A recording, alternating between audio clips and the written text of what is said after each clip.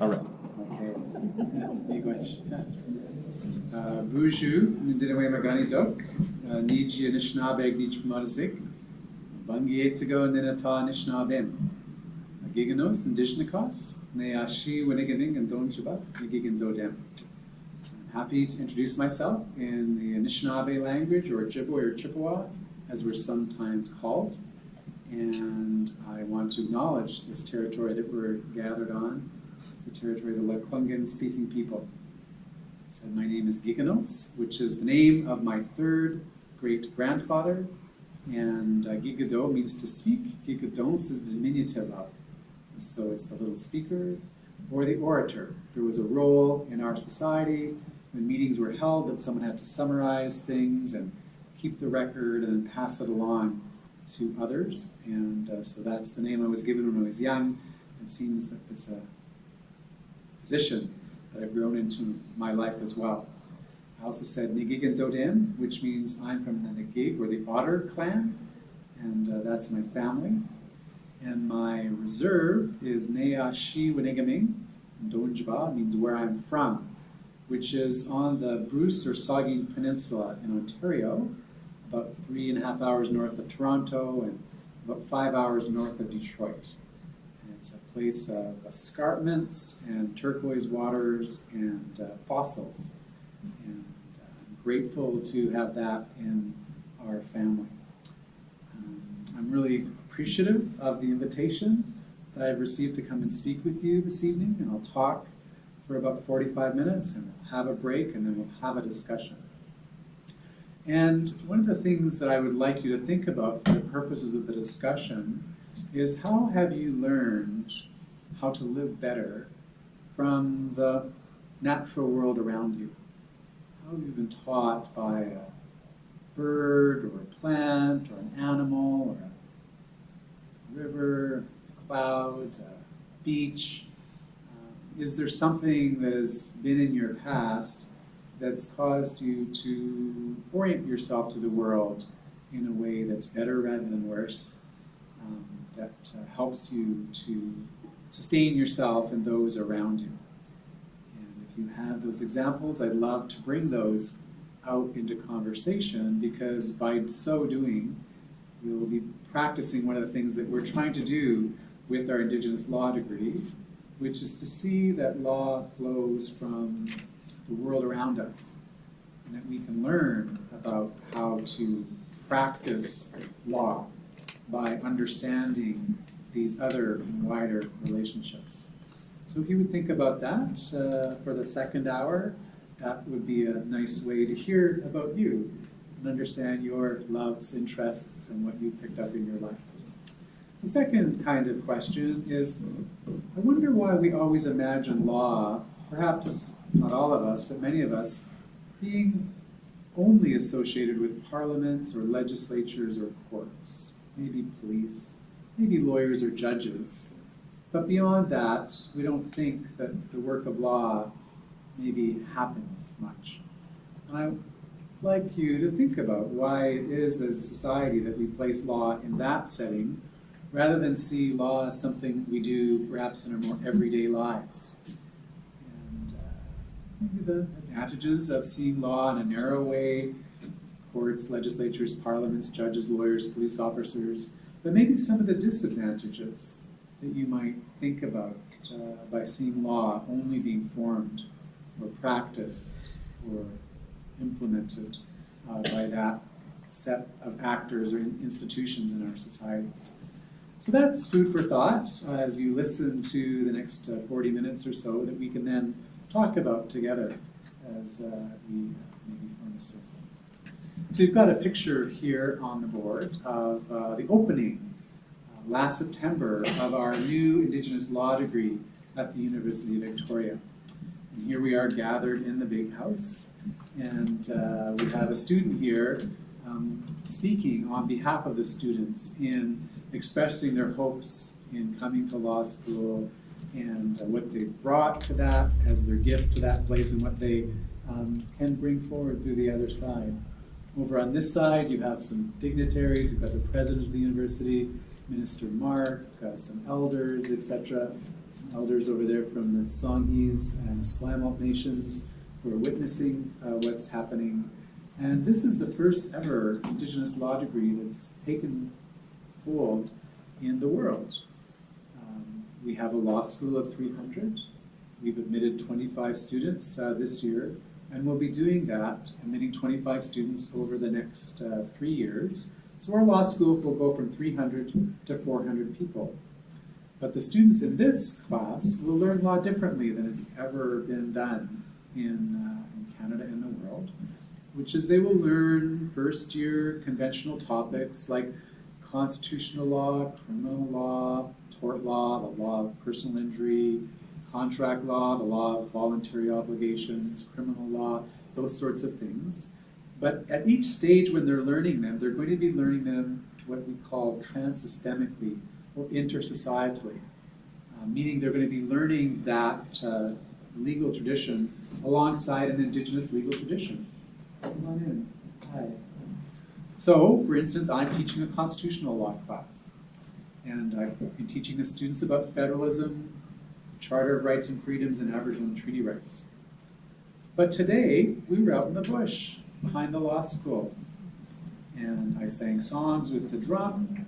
We watched the birds and their different formations in the trees. A deer came and joined us at a certain point. Because what we were talking about is Section 7 of the Charter: life, liberty, and security, and the right not to be deprived of that except in accordance with principles of fundamental justice. So last week we looked at the Morgenthaler case, the case dealing with abortion.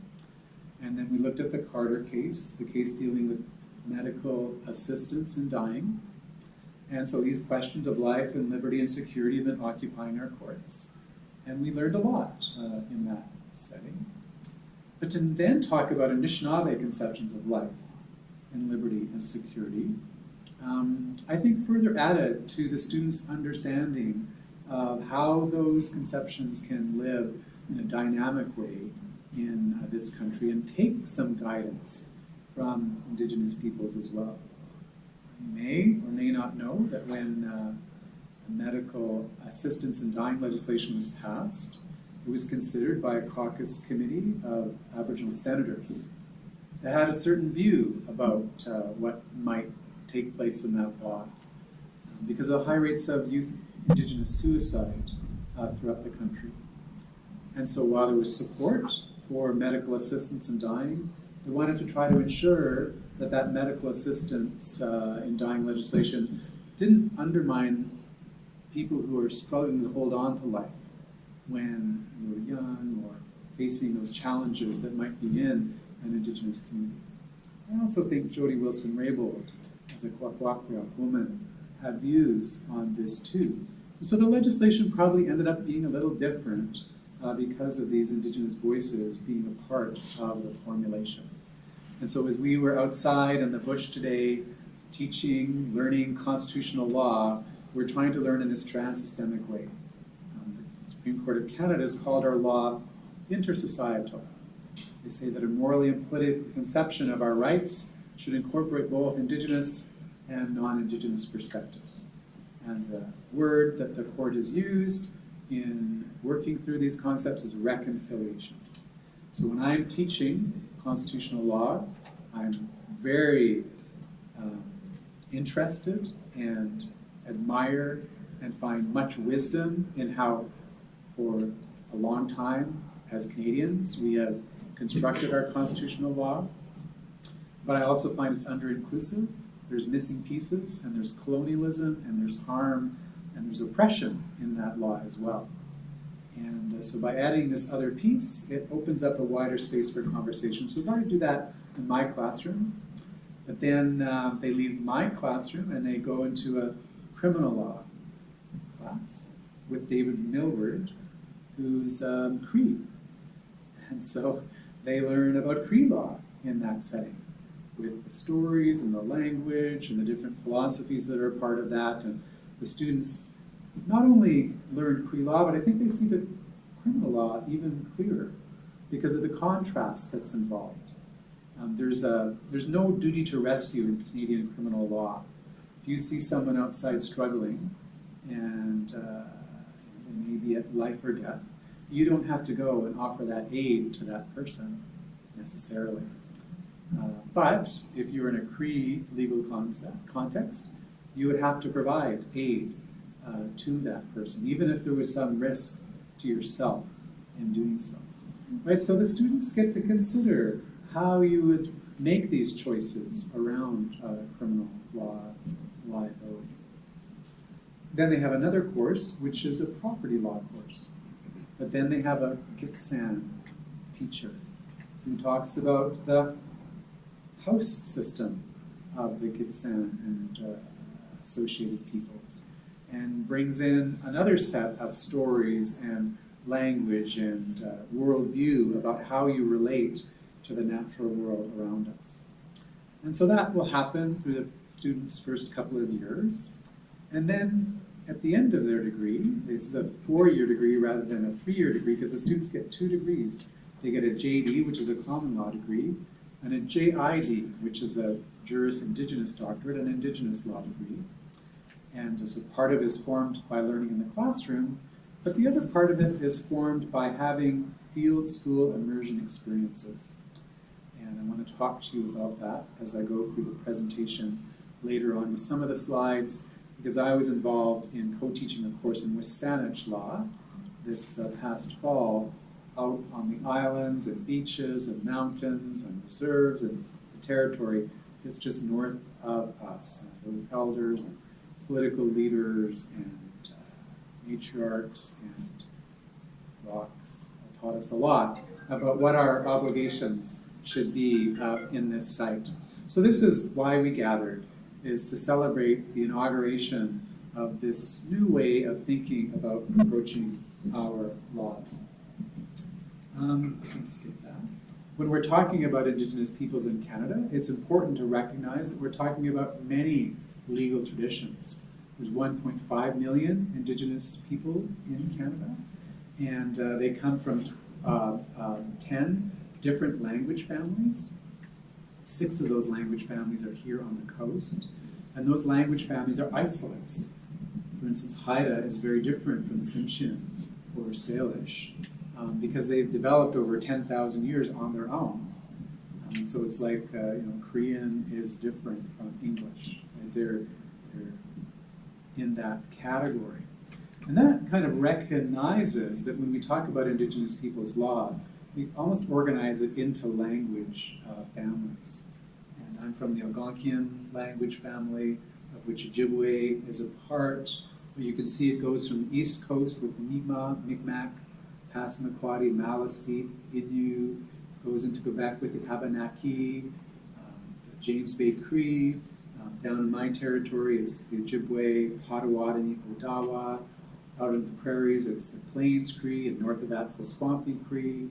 And then you're into the Rocky Mountains, the Blackfoot people are also Algonquian-speaking people. We had a Micmac elder here in the Mungo Martin Big House last Friday, and I could understand aspects of what he was talking about in Micmac. But when I go to the Blackfoot, I recognize the pattern of their language. It sounds like I should know it, but I can't understand it. So there is a similarity of construction, but when you get from east to west, you start to lose the intelligibility across the way. But that is a presentation that would help us imagine that when we're talking about Indigenous law, we're not just talking about one kind of law, we're talking about many engagements with the law, even though there's commonalities. So here's the Ojibway people, where that little sign is here. That's actually my reserves right here, Cape Croker, on the shores of Georgian Bay. But you can see we're in Quebec and Ontario, into Michigan, Wisconsin, Minnesota, over into Manitoba and Saskatchewan. We're called Saulteaux people in Saskatchewan. There's a couple of bands in Alberta. There's even one Saulteaux Anishinaabe community in northern British Columbia. And so we have quite a spread, and there's 100,000 of us living in those spaces.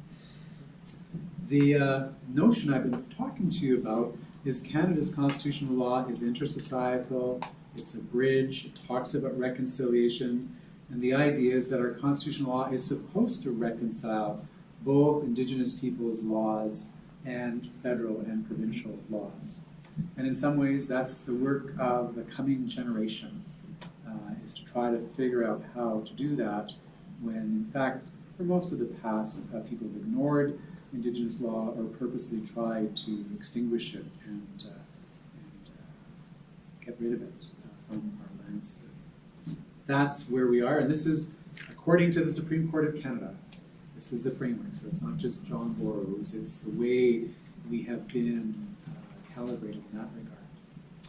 When I did my PhD, I worked in my own territories, and these are the treaties that we entered into with the Crown. And we used our own technologies in doing so.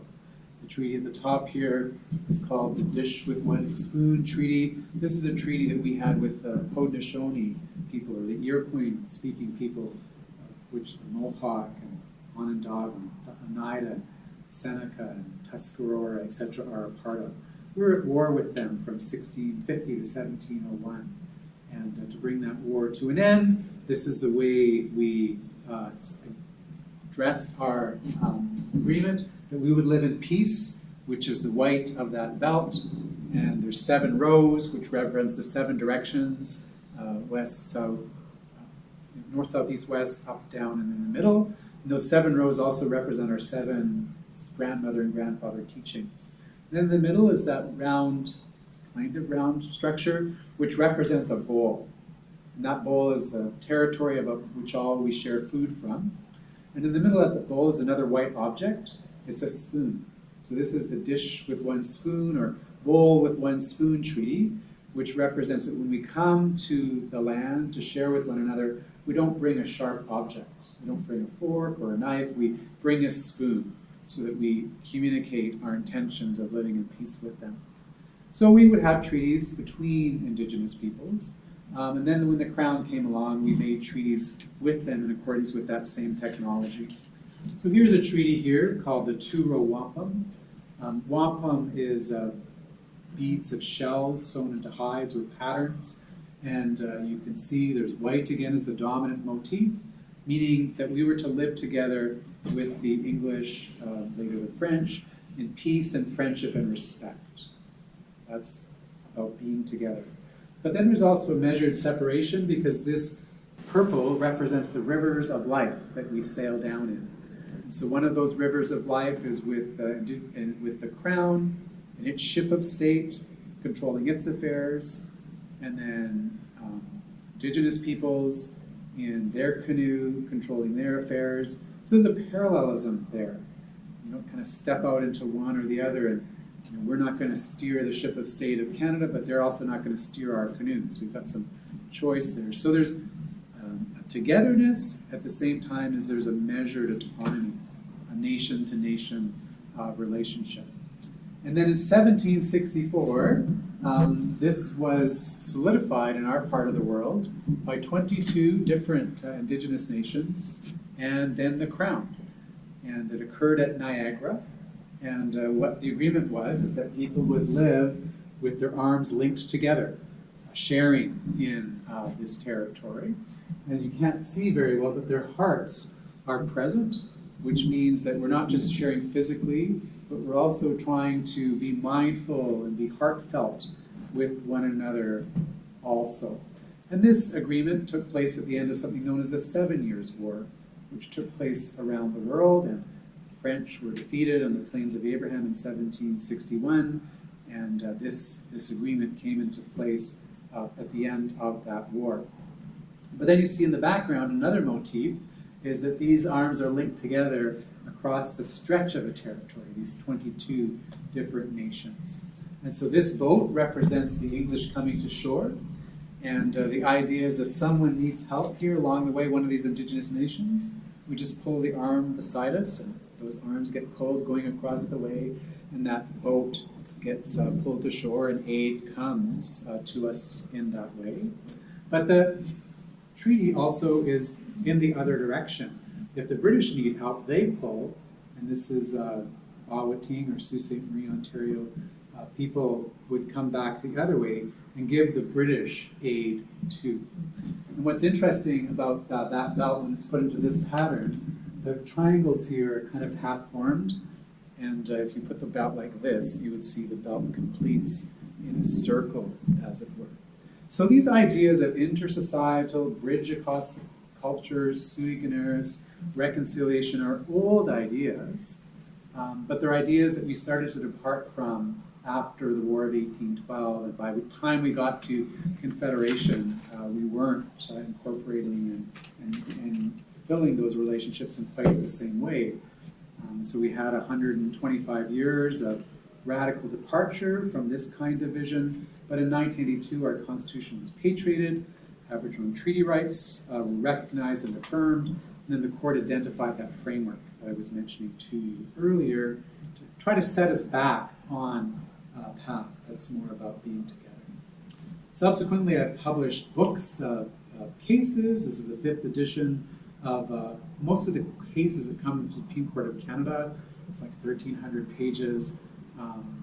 There's been a lot of law that courts have talked about in this regard, and you've probably seen it in the news with Silcotin or Delgamuc, like Aboriginal title cases or treaty cases, child welfare, etc. So there's a lot that we can do on that front.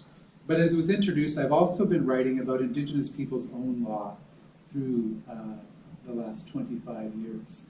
And so these different books talk about how Indigenous law can be compared and contrasted with the body of cases that the courts have produced. And I just have kept following that theme. This is a book that really flows from some dreams that I had, that I would go running in the morning with my daughter and share. And as I shared them over a month or so, I realized there was a theme developing. And so I talked about Canadian law through Anishinabe stories. So this is basically a book of stories that most judges or lawyers or politicians wouldn't necessarily get right off, but people at home would get, because the figures, the motifs, the themes, the literacy is an Anishinaabe literacy. I did publish this at the same time, though, which was a more linear treatment, saying that we have a constitution in Canada that isn't just a colonial transplant. A lot of it is, but it isn't just that. That our constitution is also homegrown. It's indigenous, as it were, in one way, because we've had to adapt our situation to these circumstances, and it's also indigenous in another way, in that indigenous peoples have formed those early relationships that gave us a part of our identity, and again are starting to add our set of relationships from that perspective. And I've just kept on with this work through the past couple of years. This is a book that just came out 6 months ago, Resurgence and Reconciliation. And the woman that made this vest for me, Estella Wheaton, also painted this beautiful picture which engages our underwater beings and our sky beings, the underwater panther and the thunderbird, and this perpetual conflict of resurgence and reconciliation. And I have a book coming out next month called Laws, Indigenous Ethics, and Estrella also did this beautiful cover as well. And it's about the 7 grandmother teachings that we have as the Anishinaabe people: love, truth, wisdom, honesty, courage, put honesty there, twice humility, and respect would be the other one. And Indigenous people, Anishinaabe people, are putting these into our constitutions, as in our preambles. We're also putting them into the articles of our constitutions. We also have tribal court judges who are Anishinaabe in the United States drawing on these principles as legal principles. You might say, well, how can love or truth or respect be a legal principle? Isn't that too broad, vague, ambiguous, not subject to definition? It's a very ambitious thing to think about doing constitutionally, but you have to remember what we do in our constitution. We talk about peace and order and good government and equality and life and liberty and security. Right? Those are also huge aspirations that are very difficult to define, but our law is better by aiming for them than trying to leave them aside. Just because they're big doesn't mean that we shouldn't try to live in accordance with them. we've just long chosen different terms to orient what those aspirations are in our legal tradition. We have an Indigenous Legal Research Unit at the University of Victoria, and we work with 50 different communities across the country.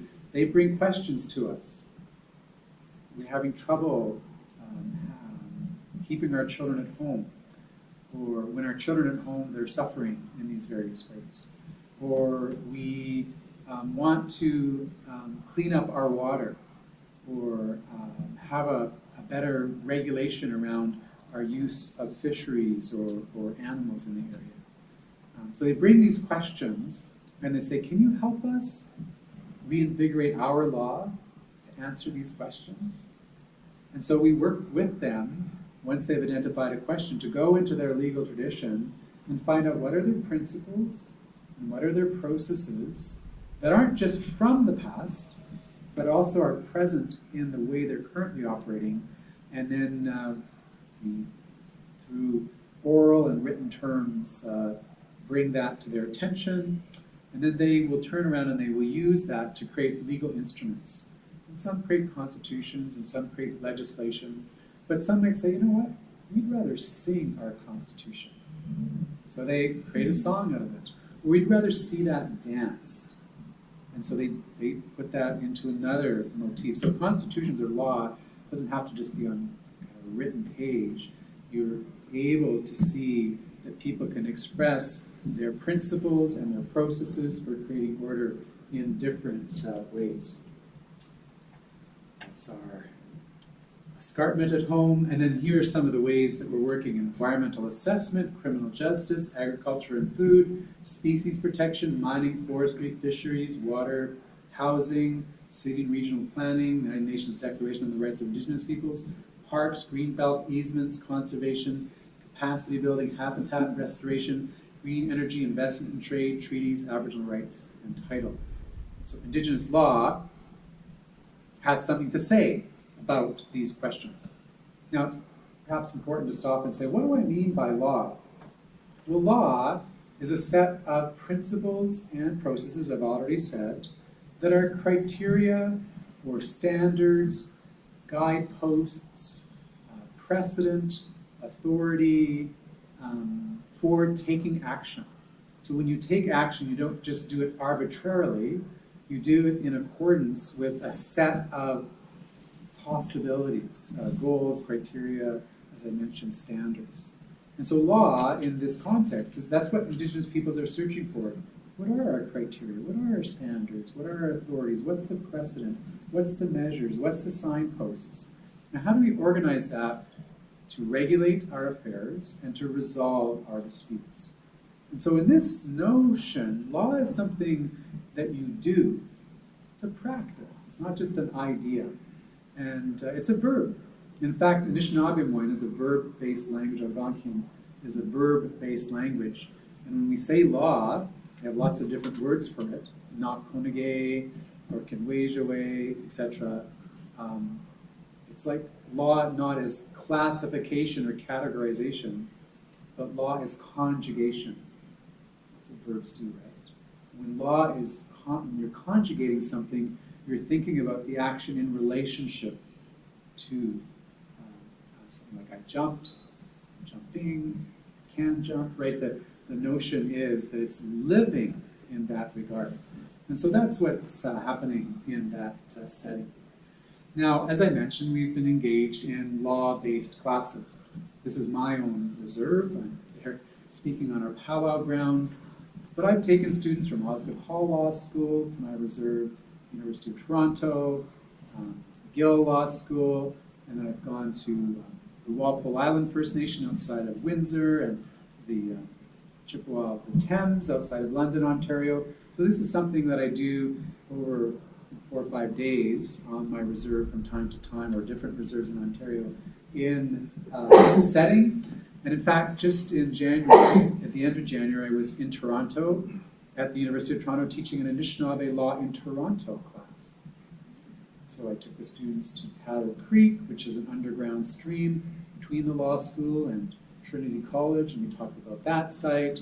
and then we walked beside White Cliff College, and there's a Anishinaabe medicine garden there. And then we walked to Queen's Park, and we looked at Queen Victoria, and talked about how she was Anishinaabe, because we made her so as kin through our treaties. We went to the Department of Anthropology and saw the things that had been disinterred around that campus, the pipes and the bowls and the pottery, etc., to talk about the relationships of a time depth there. Talked about the words in Toronto.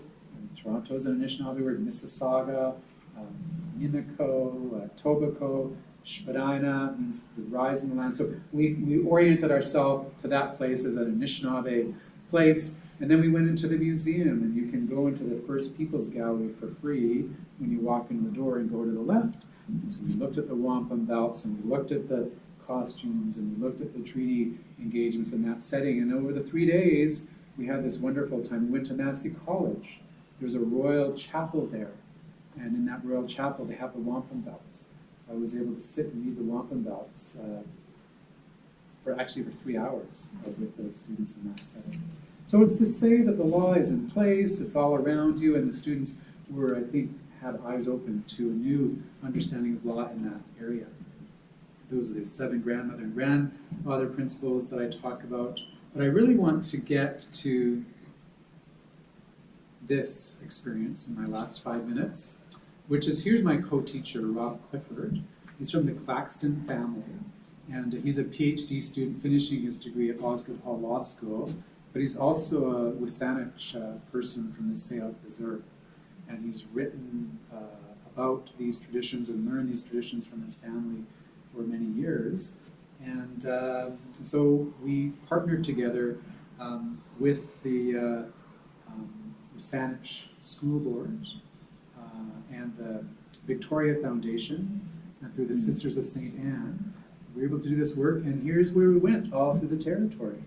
And you can see, right, there's burial grounds and village sites and crabbing, and we did that stuff. I mean, people were walking along in the cold water collecting cockles, and they were all around these sites, including these islands in the area.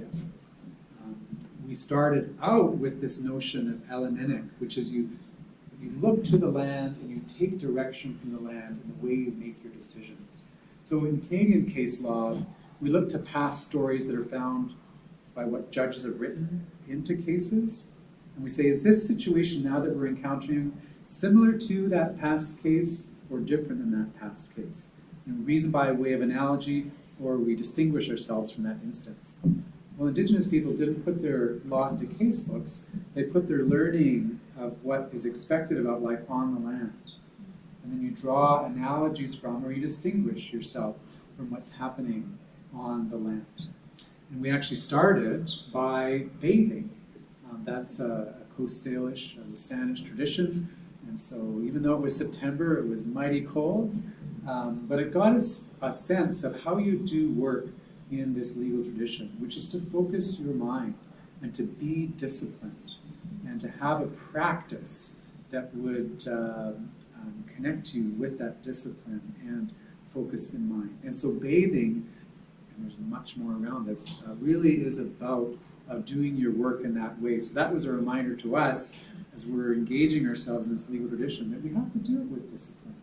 Again, it's not just arbitrary. There are things that require kind of a grit and determination if you're going to put yourself under that water there. This is on the Sayot Reserve. Then we went out to Lawelnu, which is Dean Park, and this is the place where the canoes were tied when the world flooded. And we had all sorts of lessons as we walked up the mountain about the trees and the plants and the animals. It's just, I can't do it, right, in like 3-4 minutes. But with elders helping us understand all the relationships around there. When the flood came, they tied it to a barbutus tree by a cedar rope, and then the canoe just got to the top, and it was like that, and then it receded. And as the land was receding, there was ancestors that were thrown in different directions, and so all those waters out there have islands in them. And And those islands are the ancestors of the Squamish people. They are people. And you have relationships with those islands. The Squamish people are saltwater people. They're people of the deep. And so we learn the stories of who these people were. This is the one with the water splashed on his face, because on this end, there's cliffs and the water comes that way. Anyways, it was wonderful to be organized in that way. And again, we're looking back to that reserve where we had that bathing experience. Then we went to Sneakwith, Todd Inlet, and we learned that there's an old winter village site there, and many longhouses were in that area. And we had Kevin Paul talk to us about his experience. Belinda Elliott, Celilia, took us up the mountain, and Kevin Paul did this work for us. And you know that the Portland Cement Company was there, and it really messed up that environment. And so it messed up the ability of the Squamish people to quite sustain themselves in the way that they used to. Because even though if you go in there, you think it's beautiful, there's always jellyfish, and etc. But that's because there's such low oxygenation, right, that other things have difficulty living there. All the oysters that are in the river coming down to that are polluted. They're huge, they're big. You'd think they'd be delicious, but they're just full of toxins, so you can't eat them there. The landfill site is over on the other side. And Bouchard Gardens has not been cooperative in the way that the Squamish people would hope to restoring this site in the way that things are happening just up the hill. So the students worked and learned about that. We went to Pender Island. This is Otter Bay. There's a reserve there that we stayed on right beside that new development. And we learned about reef net fishing and the responsibilities that different families have in the water for their territory. We went on these amazing boat tours, and at one point we were at East Point on Saturna Island in the middle of the Salish Sea, thinking that, like 125 years ago, we would have looked to the south and we would have seen people in that direction. We would have looked to the west, to Tawasin, and we would have seen people in that direction. We looked to the north towards Nanaimo, people in that direction. There was 90,000 people of the Salish tradition living here at the time of contact. So there we were in the middle of the Salish Sea, and we got stories about the transformer figures and the rocks on the beach that used to be people and what they did and why they returned to that because of things they did that were praiseworthy or things that they did which were not so praiseworthy. So lessons are on the earth, and we're told where these people are, and so you sort of bring out law by way of analogy from that opportunity. This is the reserve that's on the foot of Saltspring Island. I think this is called Fulford Harbor. So you just come straight across. You can see Victoria's over here. You just sail in. When we were there, Earl Claxton Jr. shared with us about all the traditions. This is the site of a longhouse. Again, we're looking back over to Pender Island. We walked up the hill. You could see a tree. It had the surveyor's engravings still in it. But he told us the story of those surveyors. Not who they were, but how they behaved, what they acted like, what they did when they were in that site. And when I was here, I actually, there's a nice beach along the side. I had a tent somewhat like that, and I first tried to set it out on the beach because I knew that it was above the high tide. But as I was sitting there, I went, no, I shouldn't do this. I know this is the home to something else. So I moved it a bit back further into the bush. It was kind of noisy as it was getting dark because ferries are going back and forth and there's boat traffic. But about 10 o'clock it got still and calm and quiet. Laid down, fell asleep, and about 2 o'clock in the morning there was all of this beautiful singing around me because the otters were there just below. And being from the Otter clan, it was just such a treat to me to be in that space and feel the beauty of that setting. And that's the kind of experience we had as we were together all through that first month. We went to the Sinchothan Immersion School. In fact, that's where we met every day when we weren't in different places. At the beginning of the morning, these little kids would be in singing in Sinchothan, drumming, dancing in Sinchothan. Then they go to the Sinchothan classes. And then research, we're out on the lawn with them, and they're playing duck, duck, goose, and Sinchothan. Right? What an amazing experience this is when they were talking about this kind of 20 years ago, there was only 16 language speakers that were willing to participate with them to think about how do we hold on to our language.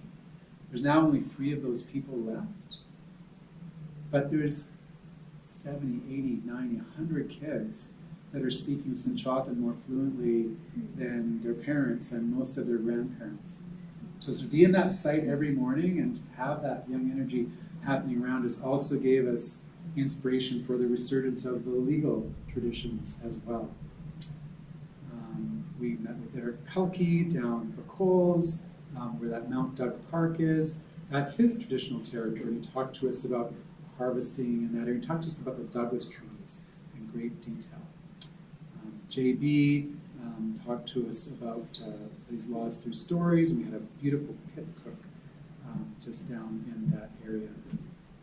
You're getting the point, right? In October, Rob went fishing in Goldstream River as the salmon were running.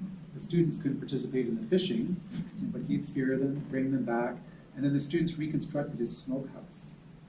And then they smoked the salmon, and then they gave that out to the elders, and then the students also got to have a little bit of a treat from that as well.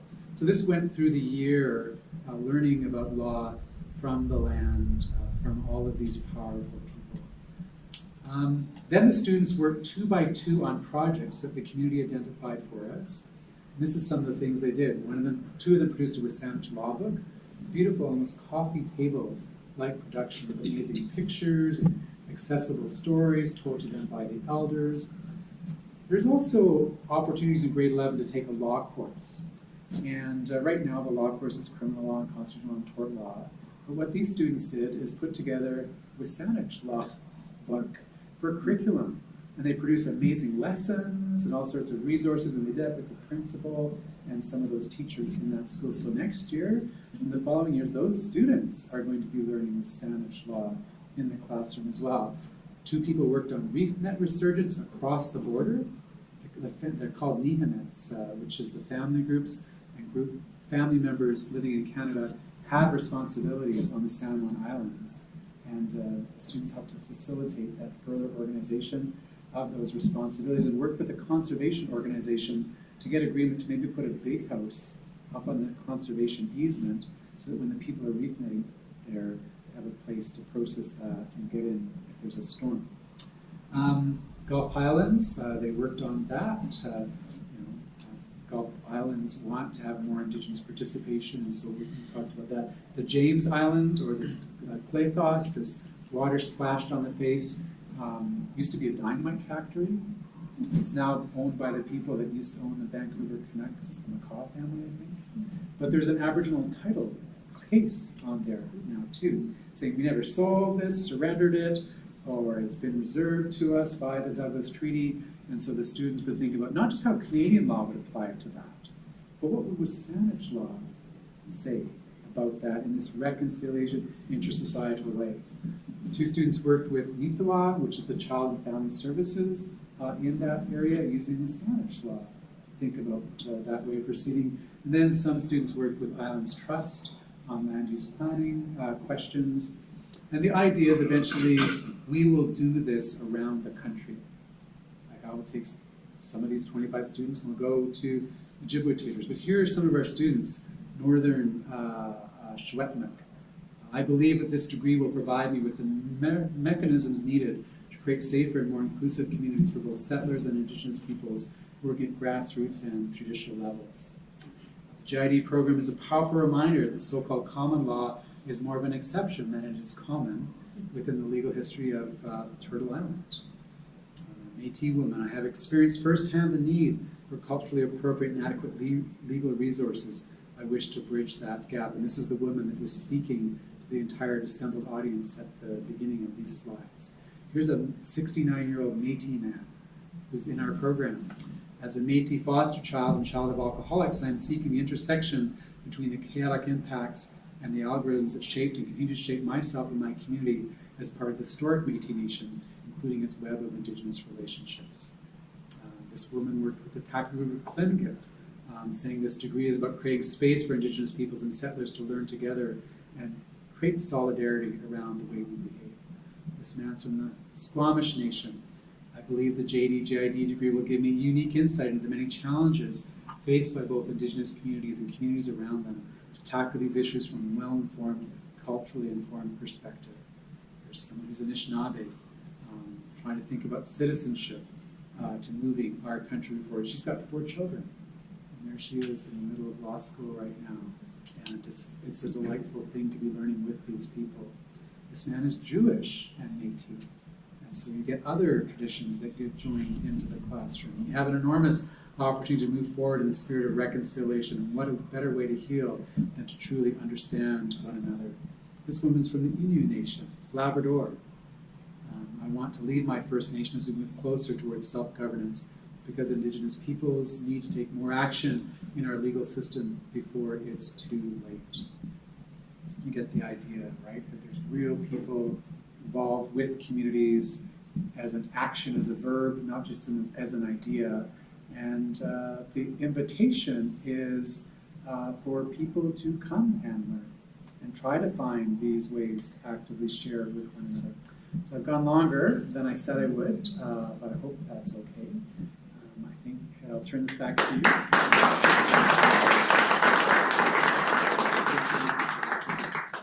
Well, John has presented us